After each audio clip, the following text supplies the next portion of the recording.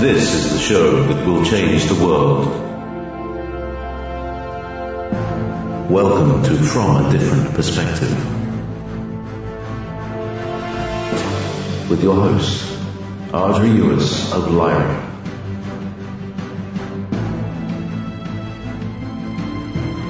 Come join us in the chat room at www.wolfspiritradio.com/listen on the fourth Sunday of every month at 11 a.m. Pacific.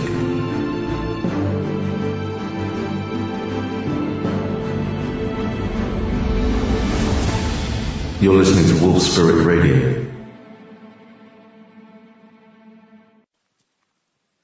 Okay, hello everyone. Hello. This is Audrey. I'm at Standing Rock.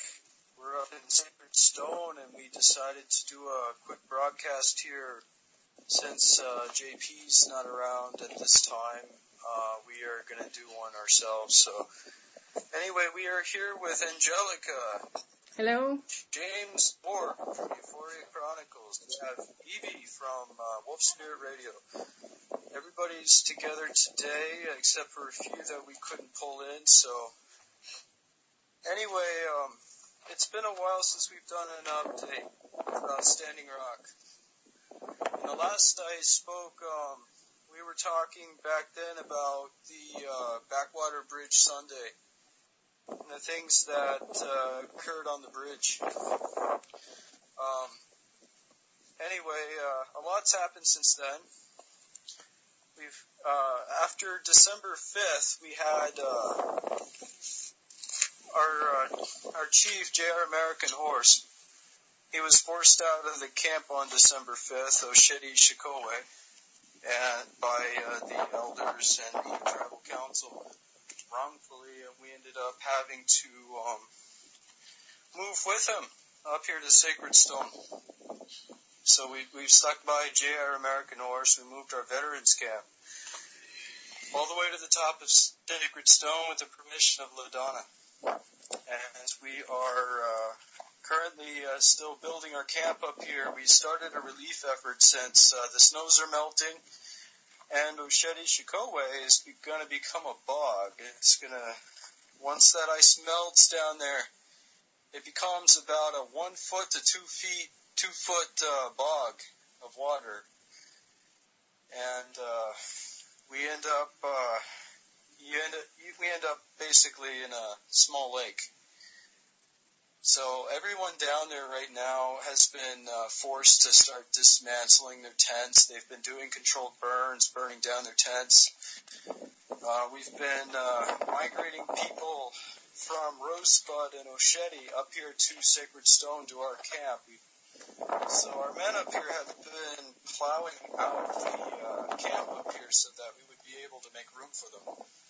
We installed more teepees and tents. We should have more yurts coming up here. We've been working hard to build this camp up here for the last close to a month and a half up here at the top of Sacred Stone. Started out with just 2 RVs and 1 van.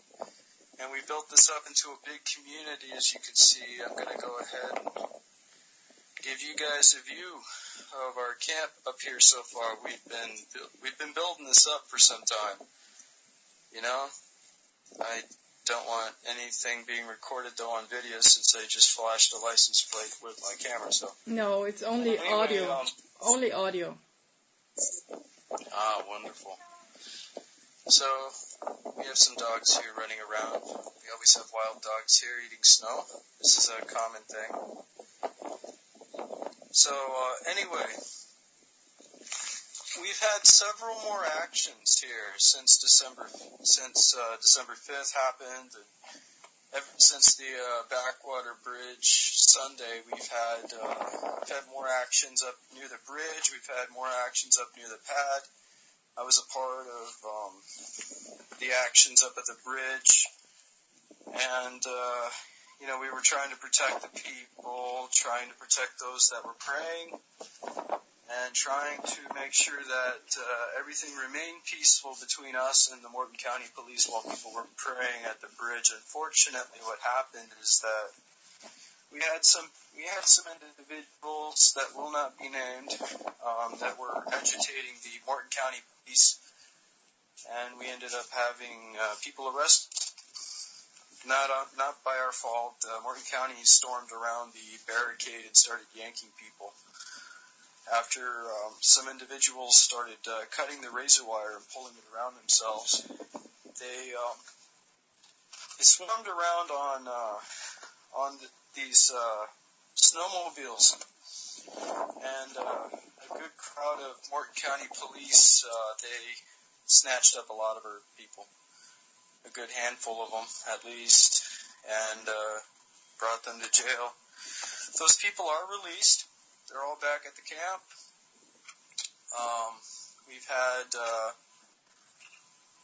had a lot of cases going on. Unfortunately for the courts, they have too many court cases to deal with, which is fortunate for us. They're completely overloaded with over 600 cases right now. So, anyway, as I was saying, the courts are completely bogged down with court cases. So we have hope that the people are just going to eventually be acquitted of everything, because unfortunately for the courts, they've been throwing out a lot of false charges to the people. The police have been, I should say, more than the courts, charging the people with bogus charges to try to get them prosecuted. So, them being prosecuted for trespassing on the bridge is a big one. And they have another one they've added, rioting. They're trying, if our people are rioting, we're not there rioting, we are protecting the water. We are there trying to protect people that are prey. We are not protesting, we are protecting. So there's a difference between the word usage here. People are calling us protesters around the world. News media are calling us terrorists. We're not terrorists. We are not here causing harm to anybody. We're here just trying to do the right thing to protect the water from petroleum oil, from big oil and big banks. Around the world, the cabal, has been doing this everywhere. Taking over lands and forcing people off those lands so that they can take the oil out of the earth, destroying the ecosystems all around the planet. So, now they want to poison the people with a pipe through the river.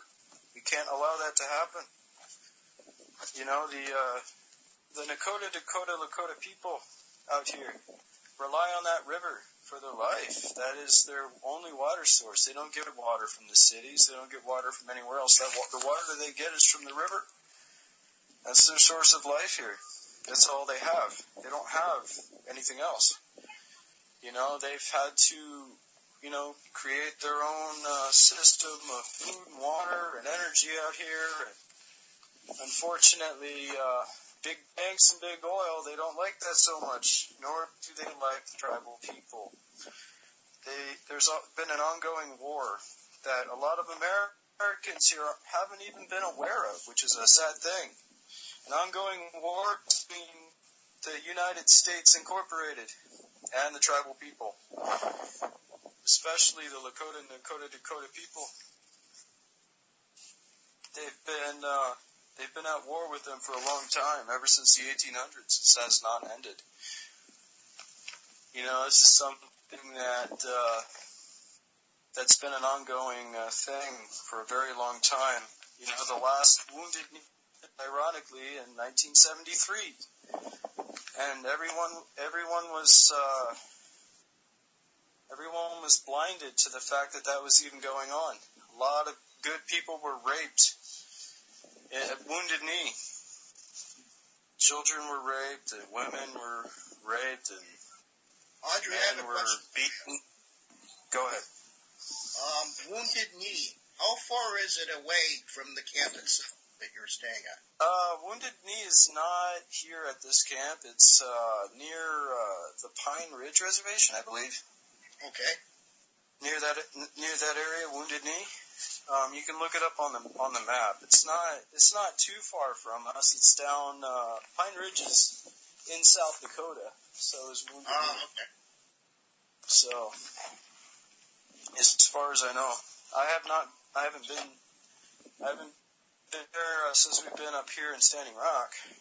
We've been up here standing and supporting the people here for Standing Rock. So the Standing Rock Sioux Tribe. We've been here protecting the people and serving the people and doing everything we can to make sure they are safe and make sure everyone is safe as a result of it. For sure. So I want to go ahead and open room for questioning. So if anyone wants to begin. Well, I got it's a question and a concern. But my question and concern is for the people that have been arrested under these trumped up charges. Notice I used the word trumped up charges of trespassing on Indian land and this rioting. Right? I mean, I can go out on New Year's Eve and go hoo hoo hoo and make a lot of noise, and they can charge me for rioting. Like, I mean, that's crazy. So what my concern is there a good legal team at Standing Rock defending the people? Yes, there is. We have two legal teams that I know of, one down in Osheti, one up here in Sacred Stone, that are working to help the people and fighting these bogus charges that they've been throwing at them. You know, there have also been some bills apparently passed that allow people the right to run over people that are protesting in North Dakota. You know, I wanted to bring that up. On the highway, I heard about that. Yeah, it gives them the right to run people over on the highway, the 1806, if they are protesting on the highway, which means that, you know, a lot of people will be wrongfully killed because of a bill. You know, if that's not an act of war, I don't know what is. People are really trying to maintain the peace here, but you know, people are getting injured by bills that are passed that make no logical sense. I mean, they know that people are people, but they don't care.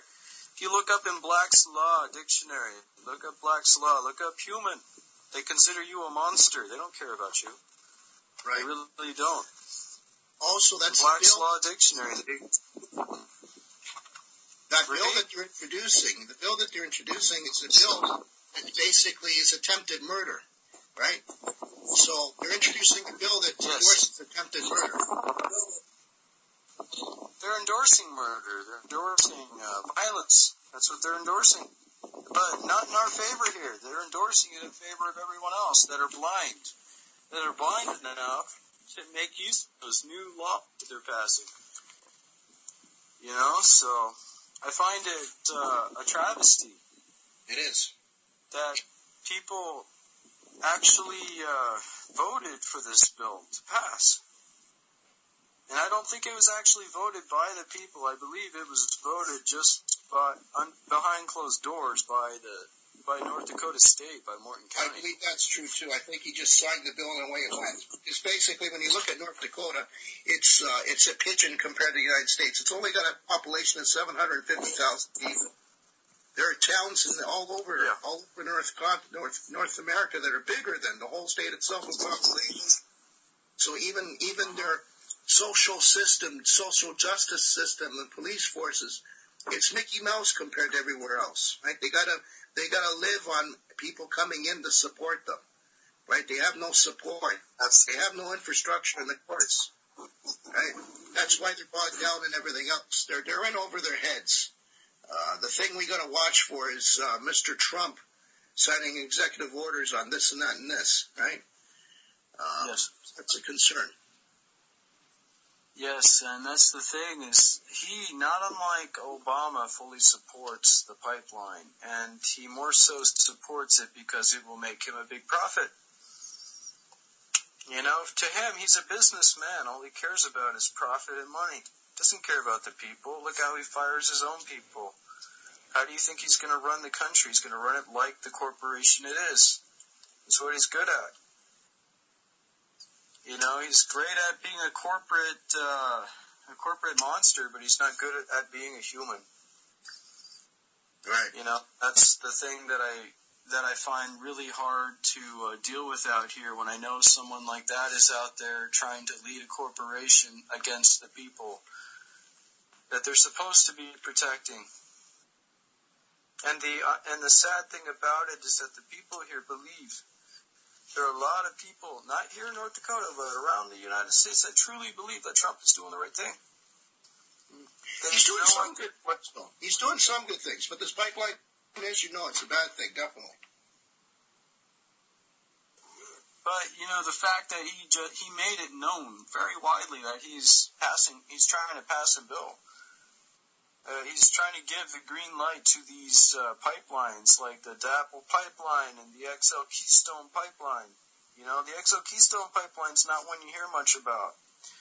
But that pipeline is also being pushed through, and unfortunately the Cheyenne River tribe, you know, they are ready for anything that happens. I'm not going to really go into detail about too much about them for their protection, but what I will say is that understand that this is becoming a war.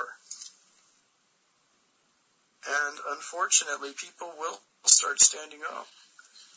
And there's not much we can do about it. We are maintaining a peaceful stance here. Up here, and we're maintaining a peaceful stance in Osheti regardless of all of the pushing around that we've had done to us. You know, regardless of the divisions in the tribes, their opinions on what should be done and what shouldn't be done regarding all of the people, they called to action. You know, they called us to action, and they're trying to kick people out. You know, they called for our... Now, I got a question. Go ahead. Sorry, I didn't mean to interrupt there. The question I have is, when you mention a warfare or acts of warfare created by Morton County Police Force, more or less, I've noticed some pictures, and I need confirmation about added hardware as far as weapons are being installed at DAPL, the DAPL side of it. And what I heard they had a SAM, or a rocket launcher, or a missile launcher, to knock out drones. And to me, when I heard that, I was like floored. They're bringing in a rocket launcher to shoot at kids' toys, because really, in reality, when you look at a drone, okay, it's an electronic flying machine. It's a little toy. It's a toy in reality. Right? Yes. I read about that, and it said for the use with DAPL that SAM is not authorized to carry weapons. It's mainly used for its night vision capabilities and the heated seats. That's what it said in the article. Well, my point is, a weapon like that being brought over there, it's like getting a little mouse 3 feet away from you and blasting it with a shotgun. It's like totally asinine, right? So my concern is they're not doing it for drones. They're doing it for, I hate saying it, a genocide, right? And I wish it doesn't happen, right? And I'm just please report for any other added hardware that they're adding, because this is what it is. It's a genocide. I'm calling it like it is. And I hope it doesn't happen. Let me talk. Yeah, they do have rocket launchers out there, you know, that they're using supposedly for another purpose, but using those for drones, as they say. But you know, it's hard to believe what they say, because they say they're going to do one thing, like open the backwater bridge, and they still have not done that, even though they announced. Correct. They would do that. It is still fully intact. I had our guys check the bridge last night and confirm that. Right. Okay, so the bridge is still exactly the way it was with the barricade. The barricade has not been taken down. They say they're going to do this, and they say they're going to do that they've always been dishonest with the people. So when they tell you that those rocket launchers are only being used for drones, do you believe it? Not at all. No. Not at all. No. You know, and that's the thing, you know. It's hard to trust them when they've lied so much already as it is. They say they're going to do one thing, they say they're going to back off, and yet our people are still getting arrested, our people are still getting shot, we're still getting gassed. You know, thankfully I was wearing my full gear out there the last actions I was out on. I got gassed a lot, but because of my gear, I was not suffering from the tear gas that time. I could still smell it, but it wasn't burning me. Okay, so they're still shooting tear gas at you guys? They're still shooting tear gas. They're also spraying something else through the fence lines over there. I couldn't tell what that was. It's not exactly a hose. It's not water. You can smell it's not water. They're spraying something else. I don't know if that's a pepper spray that they're trying to spray, or that's a chemical agent of another sort, or even a biological agent. We don't know yet, but what I do know is when I was up there, I witnessed them spraying at least 2 Wharton County police through the fence line, through the razor wire fence line, at the people that were up at the front, standing with shields. Wow. And they kept doing that. I was up there with a shield myself. And were those that were spraying wearing some kind of protective masks? Did you see that? It was hard to tell. They were all wearing face masks, or all wearing clear head riot gear. Okay. Face masks, gas masks. I believe that some of them had them. I couldn't tell. It was very dark. You know, when it was dark, considering the amount of lighting we had on us from the bridge, when you're on the left flank or the far right flank of the bridge, you don't get that lighting. So it's kind of dark. It's hard to see the cops. You can see them standing there, but to see the detail on their faces is difficult when you're standing there at the front line. It's really difficult to make out any detail on their faces. So yeah, especially with the bright lights coming your way, it's really hard to. Even those people that are filming, they're constantly having those bright lights in the background, so everything that's in front is really only gray. You can't really see much. You're getting light blindness or you're getting night blindness up there, because either you're in front on the bridge and the lights are too bright, or you're on the sides of the bridge and there's not enough light. It's very difficult to get a clear shot of them, to actually see them with your own eyes out there when it's that dark. So, I found it humbling, though, out there on the bridge over a week ago, maybe close to a week and a half ago, when we were up there on the bridge. We were up there about 3 times, 3 different nights in a row. People were praying, still trying to pray. That was around the 17th and 18th. Yeah, they January. were praying with Sage. They were praying up at the front with a drum. People were still praying, and that's what they need to do, rather than being violent and throwing negative words at the Wharton County Police, because it doesn't really help anything. I understand the agitation. I understand the frustration of all the people here with Wharton County Police, but hate doesn't make less hate. When you throw hatred at hatred, it doesn't neutralize hatred. Throw love and compassion. Yes. Throw love and compassion at them. Show respect, even when you're not receiving it, and watch what happens. Stand peacefully. And, there were times when we were up on the bridge when, we got the Wharton County Police to agree to give the people 20 to 30 minutes to pray. They actually agreed to give us that time for the people to stand up on the bridge and pray. Elders. And, I remember times when we've gotten cops to throw down their badges and to come over in tears to our side. I want to see those times come again. Yeah. I would love to see people, try to make an effort to reach the hearts of Wharton County rather than their heads with snowballs. Now, Can I make a statement? Oh, please, go ahead. I want to make a statement because you're touching on something that's very sensitive, and I know quite a bit of information on. It's about, and of course you served in the military, and there's many people that have served in the military, and this is a statement that's directed pretty much at law enforcement and military, and this is just, let me say it, basically, look, you're getting paid to do a job. Therefore, you're all what's called an order follower. Now, when you're doing this, you got to understand something, all right? You got to think with your empathy. I'm talking to all the order followers, which means military and police, okay? You got to think about doing the right thing at times, all right? So whether it's a sergeant or a colonel or somebody else saying, look, go and do this, or doing the right thing. Now, if doing the right thing is what's the greater need for the greater benefit of humanity, my friends, do the right thing. There's a terminology out there in the spiritual world, it's called being the white hat. It's time to put on the white hat, all right? Now, I know you're getting paid. I know you're doing a job.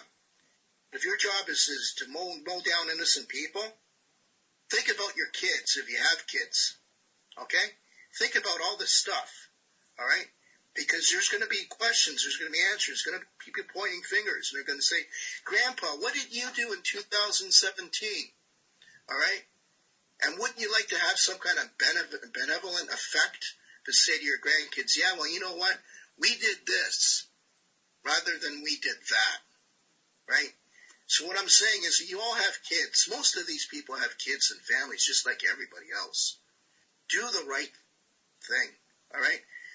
They're trespassing on Indian land that's been disputed since the 1800s.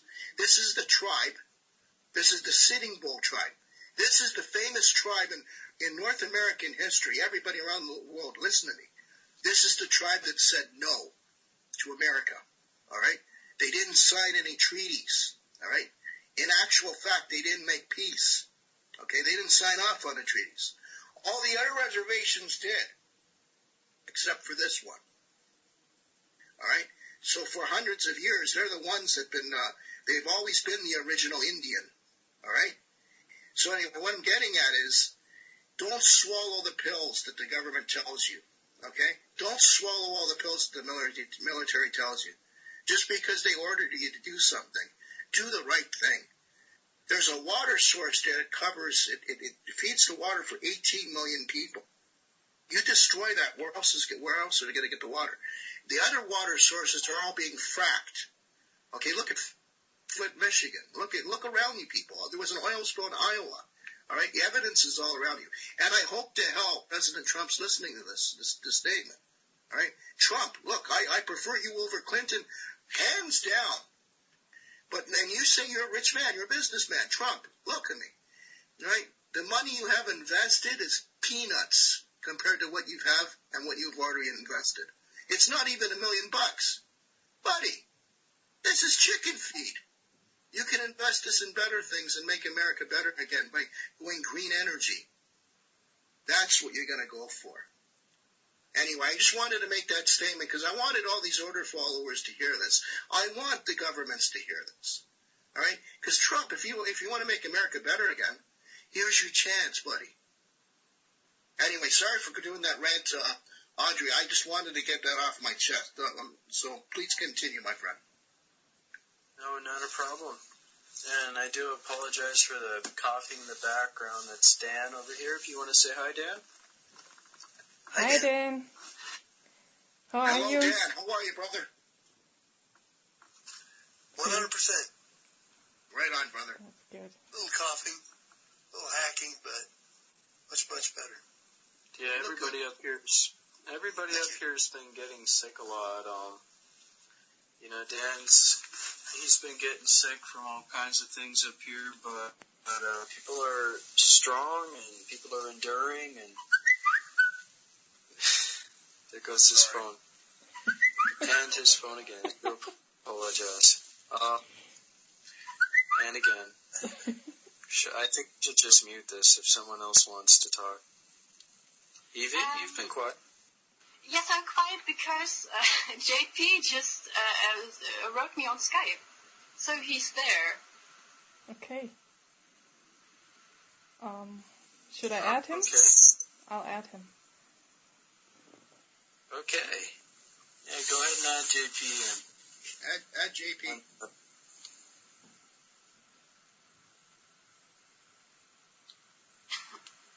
Okay, it's ringing.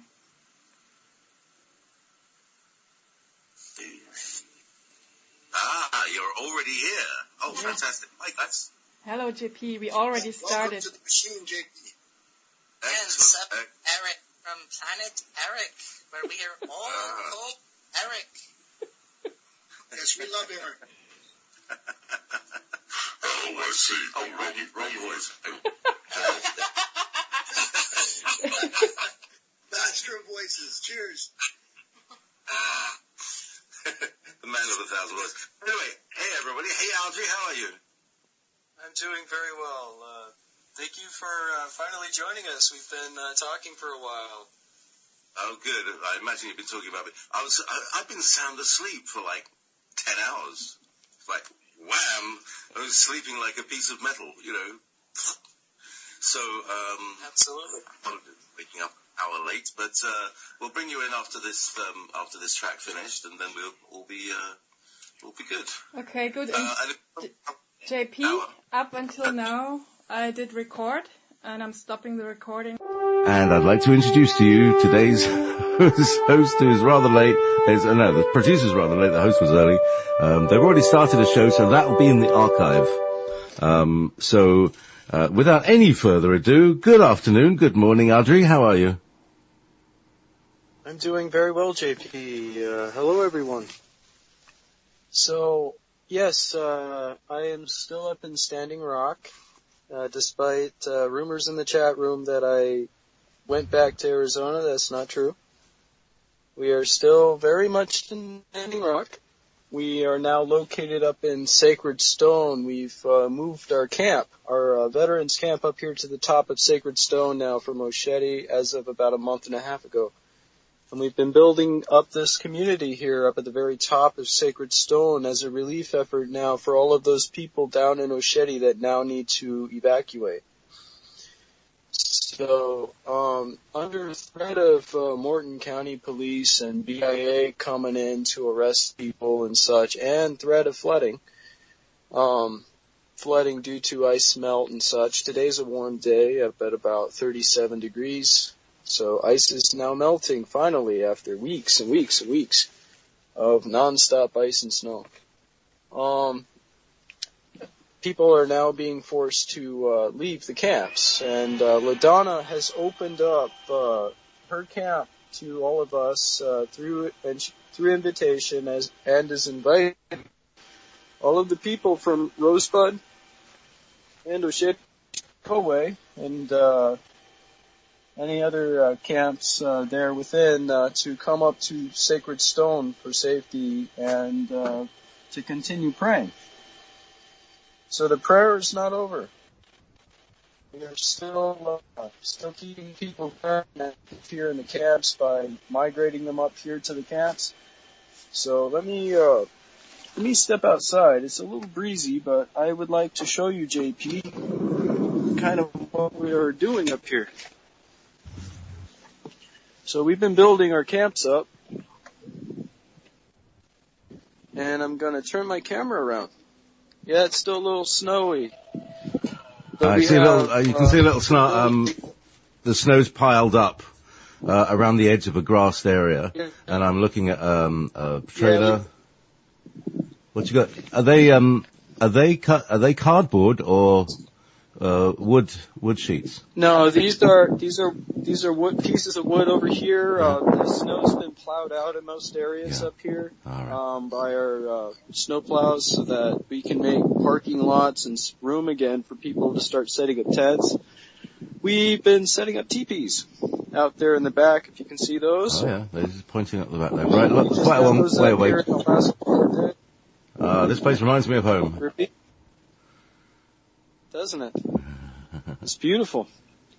So this is Standing Rock. We are up live in Standing Rock. can see Sacred Stone there, Lower Sacred Stone. Down there at the bottom, you can see Osheti Shiko way out in the distance. We're way up high in the hills now. You can see over here in the middle of the screen, you can see the Backwater Bridge, far out in the distance. It's like that little black blob. Over You really can't see very much yet. Yeah, you can see it better with your eyes. To the edge here. Yeah. So, we've been piling snow in very big chunks here up to the edges. So I'm going to climb up on the snow here and show you around. So over here is Turtle Island, up there in the middle. Very middle of the screen. Mm-hmm. You can see Turtle Island. All of the DAPL equipment is still there on top. All of the DAPL equipment is still out in the hills. You can see all the way around here we still have DAPL equipment out in the hills. The drill pad is over here past the Costco container. Mm-hmm. You can see the drill pad over there. You can see that's the Oahe drill pad. You can see the Missouri drill pad over in this direction, straight ahead out in the hills. And once again, you can see Lower Sacred Stone. All of the teepees and yurts therein and RVs and tents. So there's 2 drill pads there, Audrey. That most of the world doesn't know there's 2 drill pads. Yes, there are 2 drill pads actually. There's one on one side, one on the other. And they built the other one that's on the other side of Oahe Lake. They built that about a month ago. And they're still running their equipment. I went out on recon one night recently, and I could hear their equipment up to the left flank of Heoka. Heoka is between here and past the west or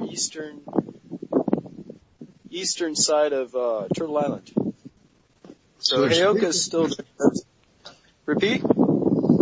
There's three drill pads now. There's rumor of a third. I haven't seen a third yet, but there's rumor of a third pad. We don't know if that's a backup pad. We don't know if that's an active pad. All I know is that I hear what sounds like machinery going on in the distance when they're running it. It could be bulldozers, it could be a drill, it could be any number of things. Until I see it with my own eyes, I can't prove that. But what I can say is that the drills, they're still going. They haven't been running them every day, but they do run them every so often. And I don't know if they're testing new drill bits or what, but when we go out there, we hear their equipment.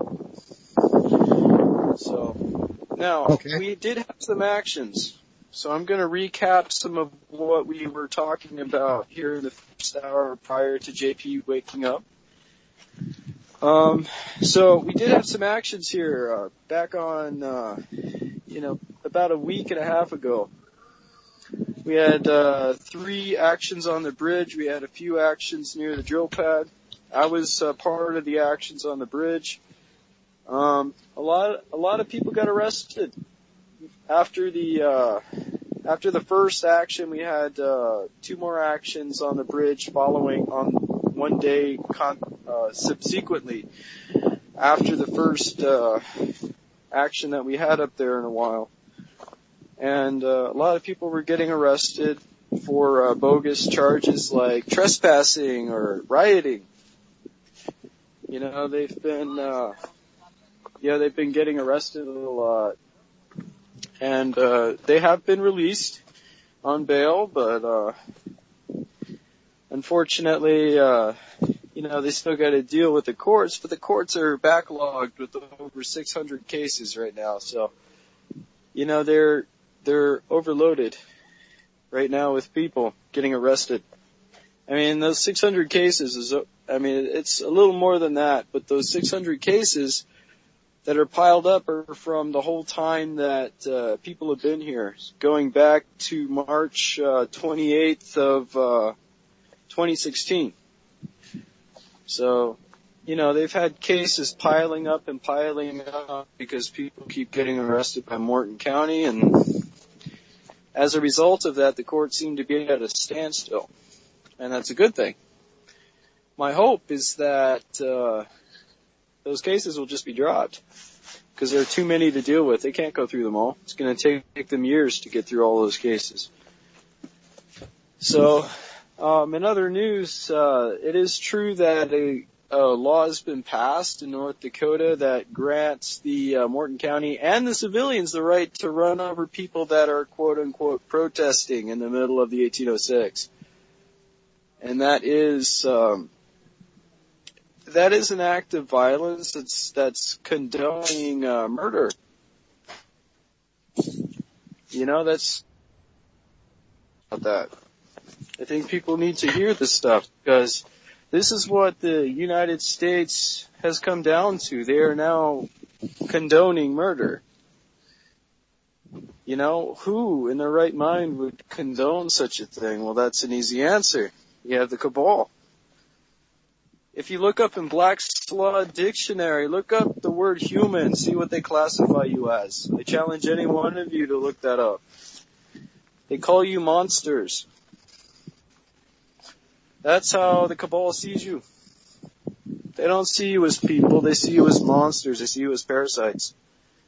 You know, and they don't like the fact that people are waking up, that all of you are standing up, doing the right thing, demanding your freedom. They don't like that so much. But you need to keep doing what you're doing. You need to keep standing up. You need to keep fighting for your freedom, no matter what they do, no matter what they throw at you. You know, this is what everyone needs to do. They need to stand up as a united front. People need to fight. And fight peacefully. You don't need weapons. Don't need weapons to do this. Everyone could stand up tomorrow and make the cabal quiver. Make the cabal run away into the little hobbit holes that they call domes. Their underground military bases. Make them go hide and cower in fear if everybody stood up tomorrow together as a united front and made their voices heard. So we're up here trying to make a difference. We're up here helping the Lakota, Dakota people fight for their land peacefully with prayer, not with weapons. You know, we're doing this peacefully. Unfortunately, we're not being treated peacefully by the Morton County Police, by the National Guard, you know, by the Army Corps. We are not being treated as peaceful prayer walkers, as water protectors. We're being treated as protesters or rioters or terrorists. None of those names define us. What defines you is your resolve to do the right thing. And I think everybody needs to stand up and do that. Audrey, you know, go ahead. I'm very sorry. I don't have too much time because of late broadcast time and everything else. I gotta go. But I do want to. I remember that order follower statement I wanted to say. Maybe I could say that on the radio, and this way it'll reach as many people as possible. And then I gotta go. And I love what you're doing, brother. And stay tight, you and Dan and everybody else. So this message is directed to everybody in military, every law enforcement, and every member of government, no matter what member of, whether it's township, provincial, state, or federal. Order followers. Mark Passio said it the best. You could look up his material as well, because that's where I got it from. Mark Passio. He's a hell of a man too. But the statements against, it's about this. You're doing a job. This includes all law enforcement and military. You're getting paid to do a job to follow orders. Essentially, that's what it is. Essentially, you've given up your First Amendment right to do your job. At the same token, you all have families. Most of you have families. Most of you have kids. Some of you are grandpas, okay, and grandmothers. So if there comes a time in human history where you got to do the right thing or follow simple orders, all right? So, order followers, please look at your actions and do the right thing. It's a question. If somebody tells you, look, fire upon these people, okay? These are innocent people. They're unarmed people. Why are you going to do that? You know, imagine the future and you're talking to your grandson or granddaughter and they ask you, oh, Daddy or Granddaddy, what did you do in 2017? And what your answers would be. Think about that one, everybody. Oh, in 2017 we did this or we did that. All right? So what I'm trying to say to everybody is that there comes a time in a person's life where if you're doing a shitty job, and your job, the reason why I say it's a shitty job, because you can harm individuals by doing your job. All right? You gotta make a stand. All right? They're in spirituality worlds, they call them the white hats. Okay? Putting on the white hat. All right? Doing the right thing. The whistleblowers, stuff like that, doing the right thing. All right? There comes a point in a person's life where you're going to be faced at that crossroads. It's not the Robert Johnson crossroads, but it's similar to it. Because you could go either left or you could go right. And you got to make a decision. So make a decision, people. Make the right choices. Anyway, having said that, Audrey, I got to go. It was a pleasure to be on this radio broadcast. Thank you very much. You're most welcome. It was great having you. Thank you so much. You're very welcome. Bye-bye. Alrighty, bye-bye. So, let's continue. He's very right. And instead of throwing aggression at the Morton County Police, instead of throwing aggression at the National Guard, yes, I understand that people are agitated and people are angry about what's going on, and I'm not saying that they don't have a right to express that. But what I'm saying is that instead of being aggressive, you can't kill hatred with hatred. Kill hatred with love and compassion, empathy and sympathy for these people. Know that they are blinded more than you are. Know that they are simply just barely starting their walk. When they're standing on the other side of that line and they're shooting at us with tear gas and rubber bullets and beanbags and flashbangs and their water cannon, the LRAD, the MRAD, they don't know what they're doing because they're still blinded. These people don't see what we see. They don't know what we know. They're still very simple-minded. I do understand that a lot of them, they do know what they're doing is wrong. But they're getting a good paycheck out of it, so that's all they care about. It's paying for their children's futures, I get that, but what about their children's futures with water? What are their children going to drink if the water's polluted with petroleum oil? If the aquifers are polluted and they can't grow fresh, clean foods? When all the foods are dying, all the crops are dying because the aquifers that these plants thrive on out here are poisoned with petroleum oil. What kind of a future are they truly making for their children? They're trading water for money when all the food is dead and all you have left is a pile of cash sitting in front of you.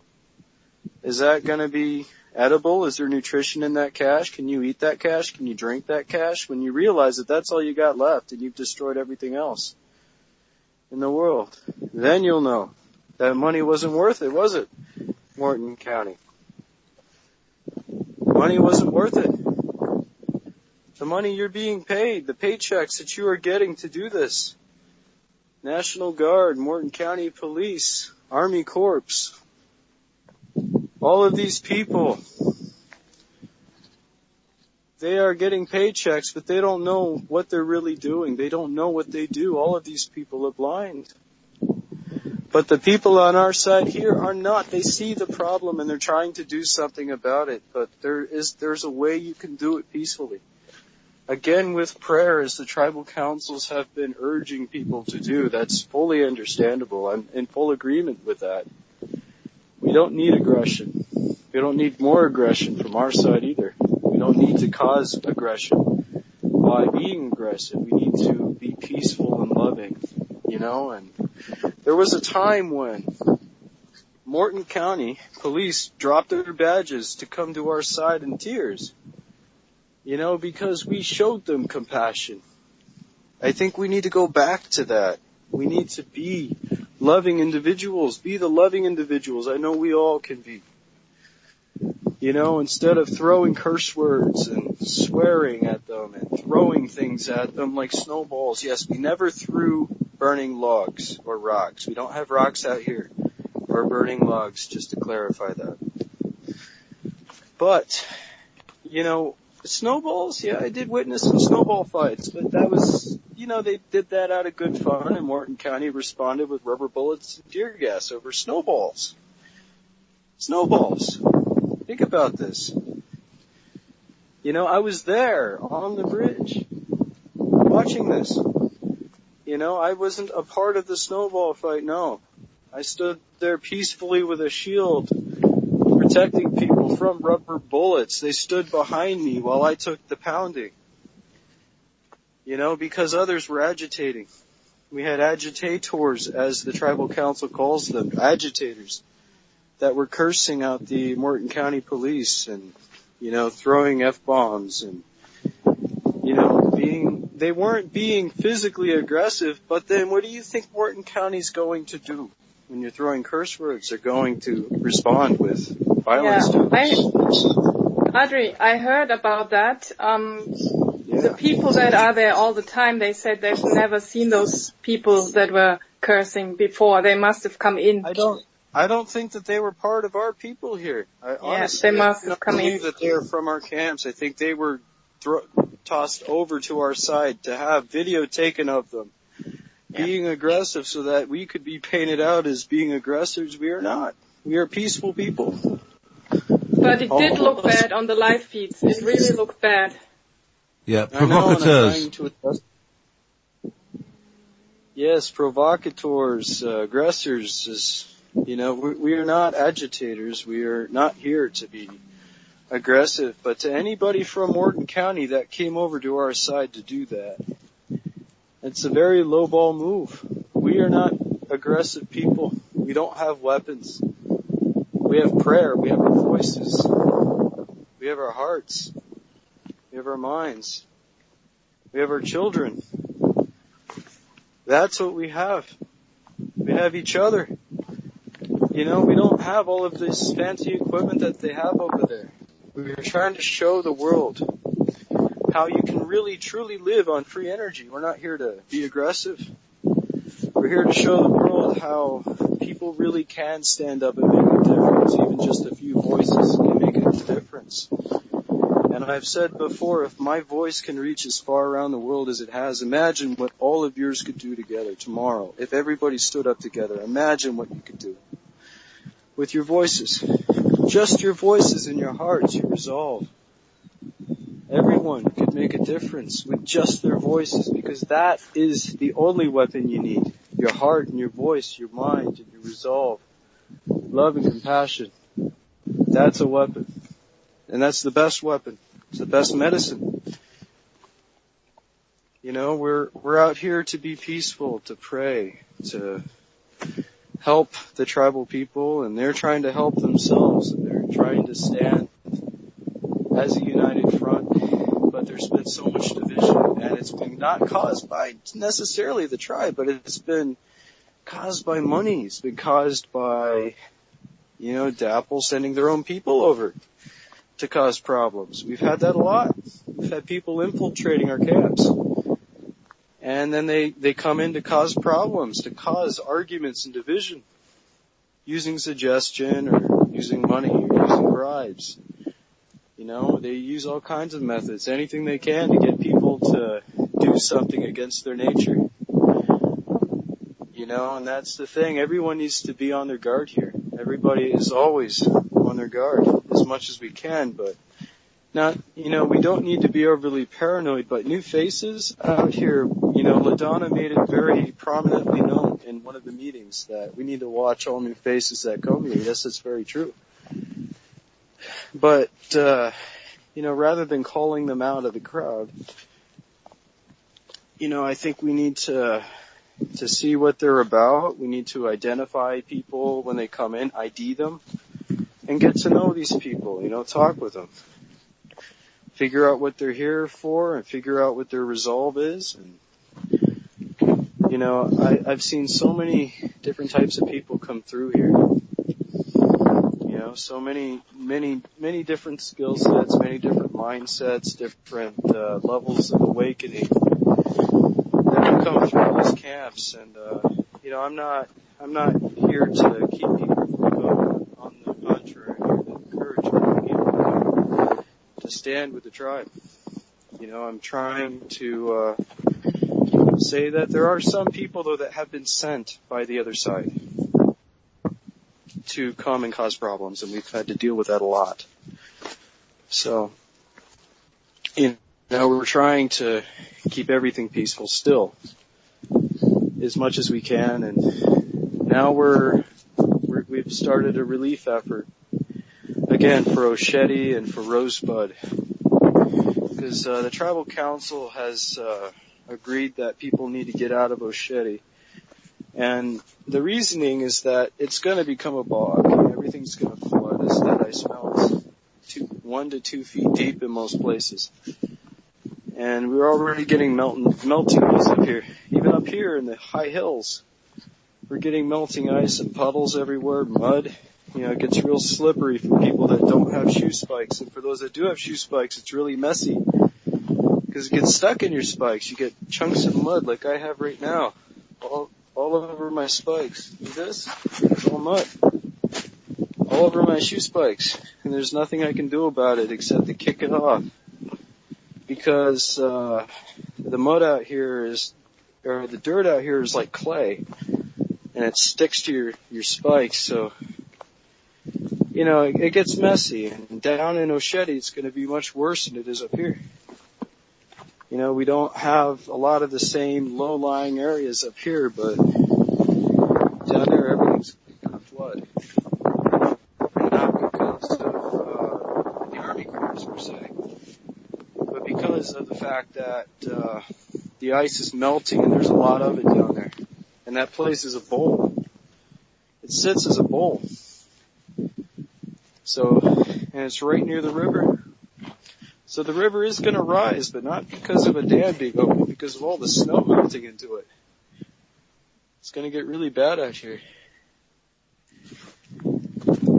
So LaDonna did say they're used to that happening, but it's usually over. It'll only last 2 weeks. It's not going to be for long.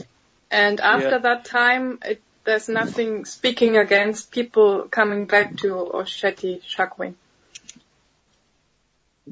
Yeah, that's what I'm hoping, is that the camps can remain down there, because we're not here to lose our strategic position. We're not, you know, that is a strategic position. Nothing short of it. We need people down there to stand in support at the front lines. Well, we're up here high in the hills. We're providing a high safe haven for people so that they can get away from the flooding and move their property up here before everything melts so nothing gets destroyed. So we've been working on this camp, as I said, for the last month and a half. Putting this together, moving tents up here, clearing out the snow. It's been a really big effort. We finally can actually see grass out here again. After weeks and weeks of waiting, non-stop snow and ice. You know, this place was developing a big permafrost cap, it seemed. Everything's becoming really solid.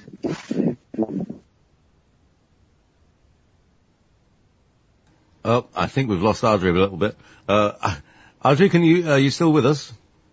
Your picture's frozen and you've probably gone out of zone. Oh well. So while Adri's reconnecting, Angelika, Evie, do you have anything to say?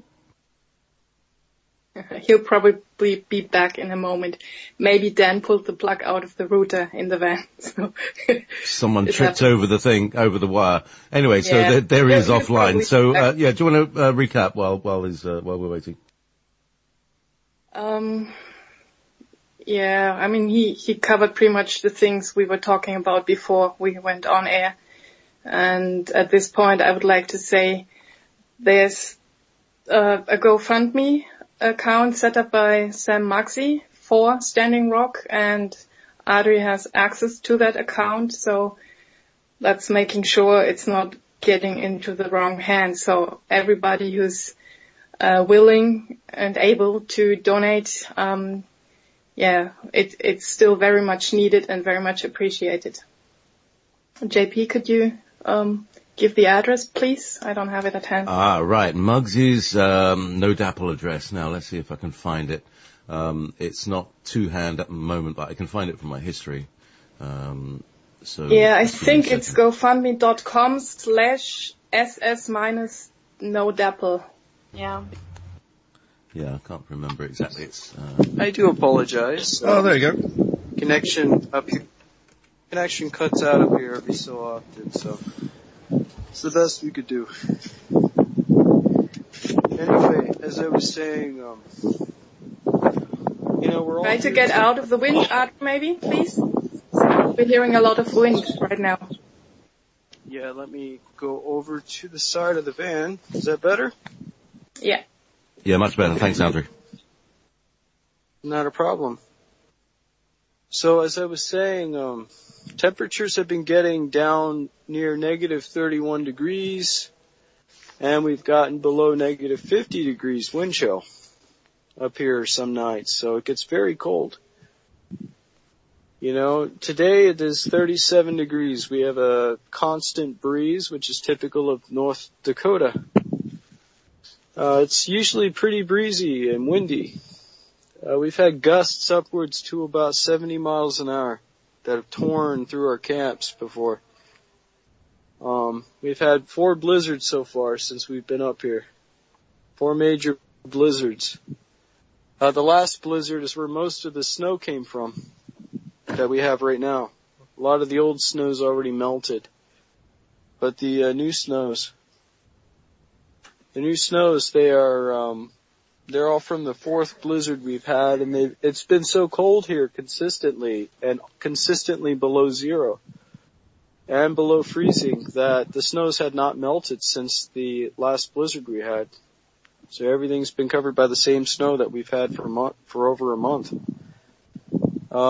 Dan and I, we actually got caught in the 4th blizzard that we had up here. We were stuck, our snow chains on our tire chains had broken off when we slid off of the road going up towards the casino gas station to get some propane. And we got stuck. We slid off the road into the brush, or off into the gutter, right off the edge of the road. Had to get towed out because the snow was so deep we couldn't drive out in it. And in spinning the tires, we'd lost the tire chains. Trying to get it out. So we had to get towed out, and then we finally went to the casino gas station, got the last 2 propane tanks they had. And then we were coming back, and the snows were getting so deep that we couldn't ride up without tire chains up Cannonball Road to go back to Sacred Stone. So we had to go back towards the north gate of Osheti-Shikowe. And we there for the whole night in the blizzard. It got really bad. The winds blew consistently at 50 to close to 80 miles an hour at some times, actually blowing the van, starting to move the van with the wind. It was really hard for Dan to keep the van still.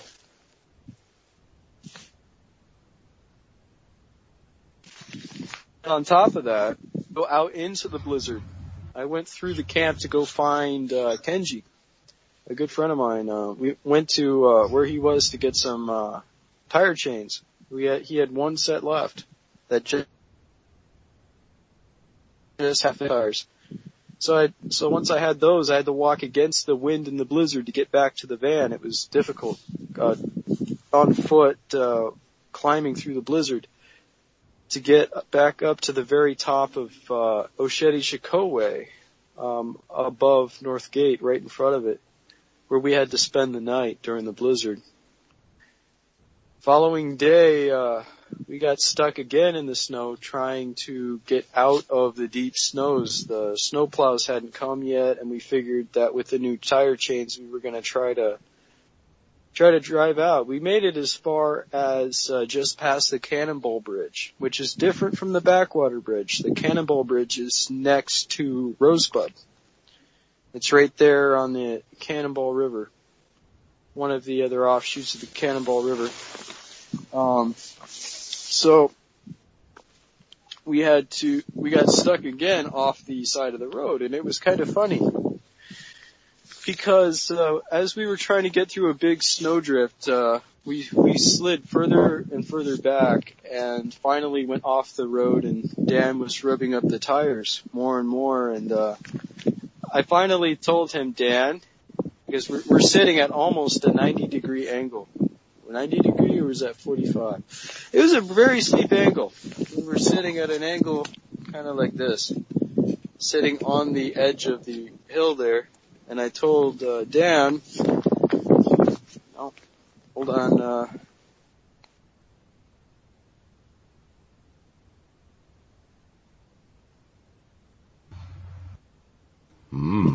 Sorry about that. I had to mute my microphone for a moment. One of our guys was coming up to me. As I was saying, so I had to tell him, don't press gas again. Don't you dare press that gas again. You do it one more time, we're going to become a Tootsie Roll going down the hill. I said, Dan, we need to just sit right where we are and wait. And I'm going to try to call out over the radio to see if we can get someone to come tow us out. So I got on the radio and I called to Oshedi to see if anybody would be available to come out to tow us out. Well, unfortunately, even the people that were available, they were also stuck in the snow until they finally got themselves out. It took them 3 hours. And all the while, Dan called AAA. Which was funny because while we were stuck there, AAA told us that because of our location, they could not get anybody out to us. Even though they were located down in Fort Yates, the nearest AAA center, they actually said because of where we described our location, that they had nobody that could come out to us. But then she kept calling back while we were sitting there. So I finally told her at one point, because she asked us initially if we had a safe place we could go. And I'm looking around at nothing but snow around me. And I told her, no, there's no place to go. And I said, well, we're going to try to build an igloo. And see if... And we said that jokingly. We didn't actually mean that we were really going to build an igloo, but she called back almost harassingly after I hung up on her. She called back several times, and finally I answered and I said, we are still building our igloo. We'll talk to you later. Bye. And I hung up. Because finally we had gotten a tow. Someone from Oshedi finally made it to us after 3 hours. And pulled us out of the snow, which was wonderful. So we were able to finally get back to Sacred Stone, but at that time it was getting late, and we finally made it to Sacred Stone by about midnight that night after the fourth blizzard. Midnight. The following night, finally got back, only to find that the RV that the chief is letting me use, which is right over here, was completely filled with snow. If I can turn my camera around. Why isn't it giving me the option to turn my camera around? Apparently it doesn't want me to turn my camera. But that's okay. I'll turn it this way. So, there's the RV. And it got filled completely with snow, some of which is still here, that I had to shovel out of the RV. It was completely filled at about 2 to 3 feet deep in most places all through the RV, because when the blizzard happened, the wind, when it was blowing to the west, actually tore the door open. Even though the door was closed, it tore the door open. The intense wind and the snow filled the entire RV, including my computer, which got frozen solid in ice. So by the time I got back to my computer, it was already frozen solid. I had to spend an entire night thawing my computer upside down, scraping off ice in the heat and melting it and drying it and melting it and drying it. And finally, I brought the computer back from the dead. But then I still had a problem. The rest of my RV was still filled with snow and ice. Everything was filled with snow and ice, so I couldn't stay in the RV anymore. I had to go back to sleeping in the van.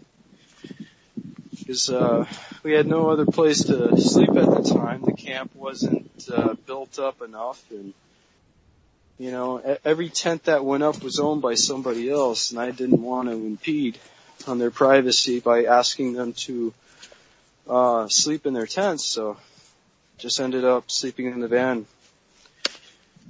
Audrey, your camera's off, mate. My camera is offline? Yeah, that's why you can't swap cameras, because it's not switched on. Oh, that's why. There you are. So now, there's the RV. Right there.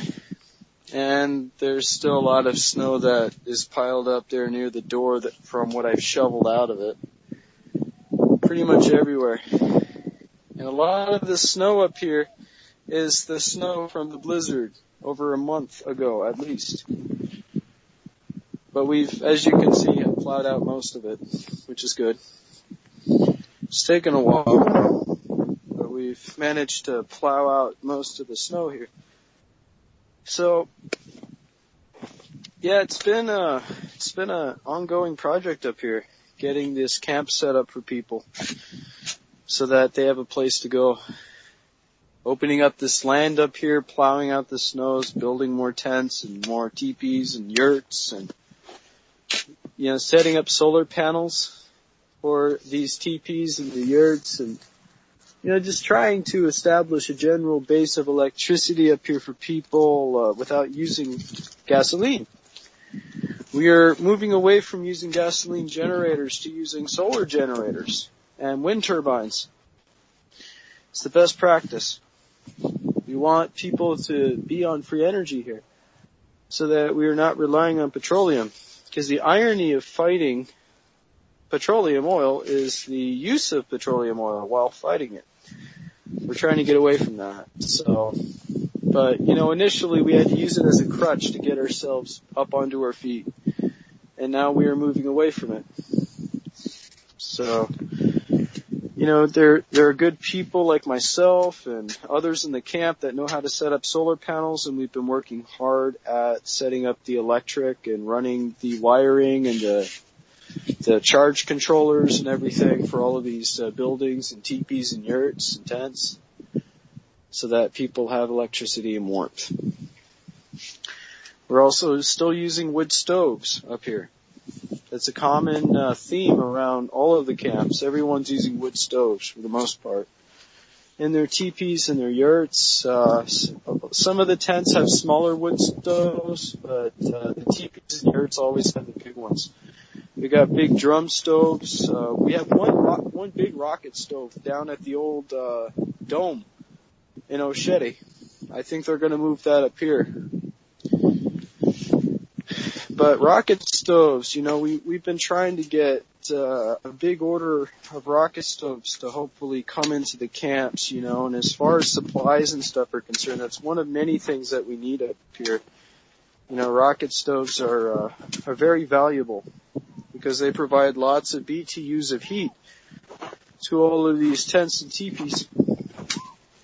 So, you know, for those of you considering donating, rocket stoves are a big thing that people need up here. And I'm always in need of charge controllers for solar panels and wireless extenders for Wi-Fi. So, you know, we're working hard on getting stuff established here for people. And we still got more. Audrey? Go ahead. About the extenders, would you like to say which model so you can get a particular one that will work together well? Well, what works really well because it's compact would be the RE series of Linksys extenders. Now, Angelika, you noted one that was a 1,000-foot range, which would be better than the other one I had. The 6300 is 6,500 foot range, and the 6400 is 7,500 foot range. So that's it's a difference of the powers. Yeah. So the extenders, the 6400s, the RE 6400s, Roger Echo 6400, those are basically what we would want up here so that we can actually start distributing some internet signal to more people. So the one that I had on my pack, my Lightning pack that I built, it got hit by a what they call a stinger. The Morton County Police, they have a device that they use to fry wireless devices. And normally they're targeting cell phones, but Wi-Fi extenders, they normally hit the Wi-Fi band to overload the radio. And it causes an overload. So I didn't think about that with the Wi-Fi extender before, but what I do with the Wi-Fi extender is I attach it to my pack, and when we're out on action, we allow people to connect to my pack wirelessly so they can live stream. So, and I provide my own electricity too. If people's phones are dying out there, I always have on my pack extra power cords that people can attach to and just charge up their phone really quick if they need to. I also carry 120 volt outlets and 240 volt outlets, 12 volt and 5 volts, and 900 amps on my pack. So it's a very powerful unit. So I've been tuning my pack up, so I'm not wearing it today. I had to fix a couple of things because I don't have at my disposal thick gauge wiring for 120 volt rated wiring that's easily accessible up here without stripping valuable power cord extenders apart. Would donations for that also be welcome? Yeah, that would be wonderful. I mean, actual material people can send away. Absolutely. So, 12 volt wiring and 120 volt rated wiring are valuable out here. Because for us to be able to, and we're not talking thick Romax wire either, although that's good wiring for grounding. The wiring I need is threaded. So I need threaded 120 volt rated wiring, and I need threaded 12 volt rated wiring, so I can work with electronics without amperage overload. Because my pack blew at one of its 12 volt car charge ports when I was using my big spotlight. I was lighting up the plane. I lit up the plane in the sky. Because we got kind of tired of that plane flying overhead without lights on. I figured, the plane its light bulbs must not work, and I'm going to help him out. Let's light him up. Let's give him some light so he can see himself. And everyone else can see him. Well, he flies over me multiple times while I'm doing that and finally flashes his two bottom lights at me, which was very funny. Trying to tell me to stop shining the light on him. But I took that as, he needs more light, so I kept shining my light on him. So, but that light pulls a lot of amperage out of my pack. So, and those wires, the thin wires are just not built for it. So I gotta get some 120 volt rated wiring to handle the amperage, so that I'm not blowing any more wires. But yeah, I got a very powerful spotlight, over 60,000 lumens. And that thing can shine miles away. So I've been hitting Dapple from very far away with that. And what's funny is they go into a panic when I'm shining my light out to the hills. They don't know what to do. I'm just harmlessly shining my light bulb because I like big lights. I figure they're shining their lights at us, so why not shine some light back at them? Maybe, they're spending so many resources shining their lights at us to give us light. We should give back. That's very kind of you. Audrey? I know. Yes. Audrey, I know it started late, but we're kind of out of time. We're up against the next schedule. If you're around, do you want to join us later? Or have you got stuff to do later? Now, what are you... Yeah, I can do another broadcast later if you guys are... Okay, well, if I've got some space on my show, I'll give you a bell. I'll give you a call and invite you in if I've got the space. Thank you so much, Audrey. And thank you very much for... Yes, girls? I still got a song to play that I could... Yes, she does. Can she... Outro? Okay, yes, well, to play it as an outro, it's that Evie. So if you can play it into the thing, if both Audrey and Angelika can mute your mics so that you don't interfere with the song, it'll come across nicely. So Adrieiuous, thank you so much for appearing. I can see that your situation is not ideal or optimal or at all comfortable. So we're sending you love and blessings, and hopefully somebody will send you some money in, now where was the little website? It is, GoFundMe.com/SS-NODAPL, N-O-D-A-P-L. And that will get, funds to Audrey to do these things that he needs to do to keep the thing going. Thank you so much, Audrey. Bless your heart. You're most welcome. Thank you so much. Thank you. Okay, Evie. If you guys can mute, then Evie will play her song. Yes. It's loading. Okay. The song is called Find the Star in Your Heart. Can you hear that? Is it loud enough? Play a little bit. We'll see. Yep, that's it. We can hear it. Okay. Have you heard the story about Adrieiuous? It came to earth from high above. It came to help the human race. His ship was shot by some of us. He was held in a cell with nothing but a thin blanket. They detested him like hell, and he would still forgive them. When he was free again, he would not understand what is going on here. Why is there so much pain? Why do people act insane, though they could love each other?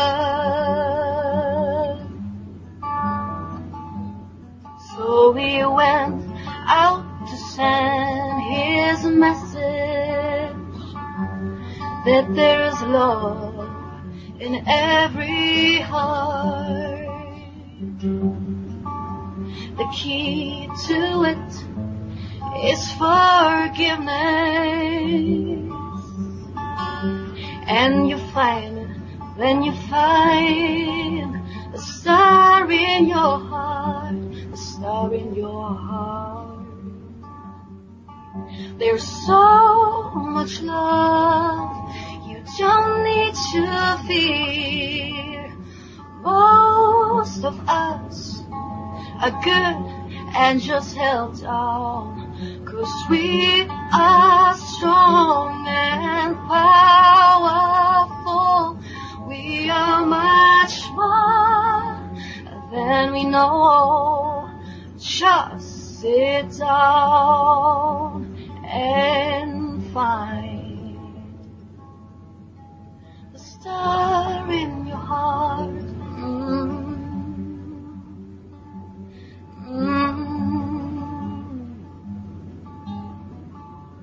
Do you know that there are many more like Adrieiuous? Do you ever wonder where you come from? Have you ever felt like a stranger on earth? Does it feel like this is your only home?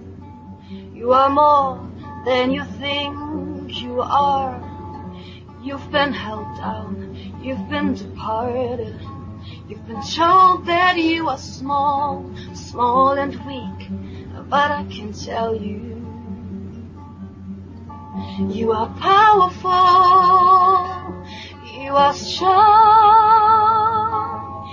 you are powerful, you are love, you are powerful, you are strong, you are powerful, you are love. Find the star in your heart, let it grow, let it breathe, let it unite with the others, become one unity. You will heal yourself, and the earth will too. There will be no harm anymore. Just sit down and find the star in your heart.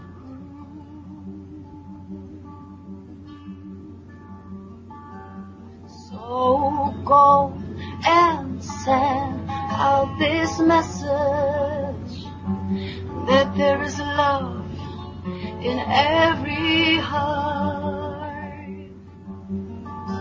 The key to it is forgiveness,